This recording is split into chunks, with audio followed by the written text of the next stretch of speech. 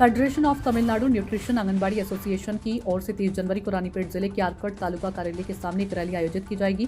राज्य संयोजक नारायण के नेतृत्व में बड़े पैमाने पर अपील में माननीय मुख्यमंत्री कार्यालय जाएंगे।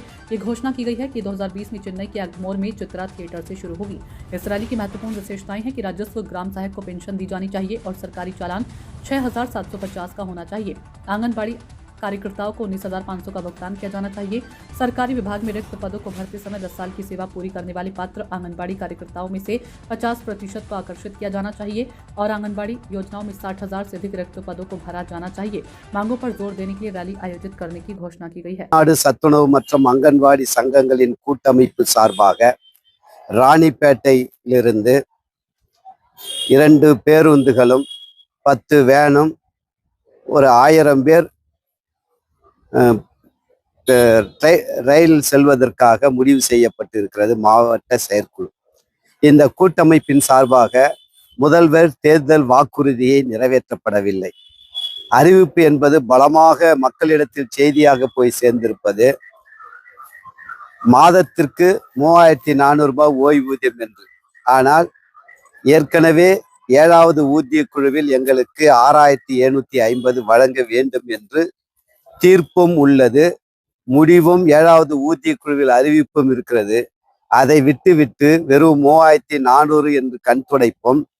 தற்போது பணியில் உள்ளவர்களுக்கு காலமுறை ஊதியம் இல்லை. தற்போது பணியில் உள்ளவர்களுக்கு காலி பணியிடங்களை நிரப்பவில்லை 60,000 பேரை.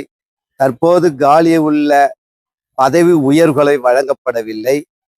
இவர்களெல்லாம் இந்த வாக்குறுதியை தந்து இந்த வாக்குகளை பெற்று ஆட்சிக்கு அமர்ந்த பிறகு போகும் நேரத்தில் ஓய்வு பெறும் வீட்டுக்கு செல்லும் தேர்தல் காலத்தில் வந்து கண் துடைப்பாக இந்த அறிவிப்புகள் என்பது வெந்த புண்ணில் வேல் பாய்ச்சுவது போல் உள்ளது. ஆகையால் முதல்வர் வருகின்ற 30ஆம் தேதி சென்னையில் பேரணியாக சென்று முதல்வரை சந்திக்கும் பெருந்திரள் முறையீடுக்கு ராணிப்பேட்டை மாவட்டத்தின் சார்பாக குறைந்தபட்சம் 1,500 பேருக்கு மேல் நாங்கள் வருகிறோம் என்ற செய்தியை இந்த மக்களுக்கு சொல்லுகின்ற வகையிலும் முதலமைச்சருக்கு கவனத்தை ஈர்க்கின்ற வகையிலும் எங்களுடைய செய்தியை சொல்கிறோம்.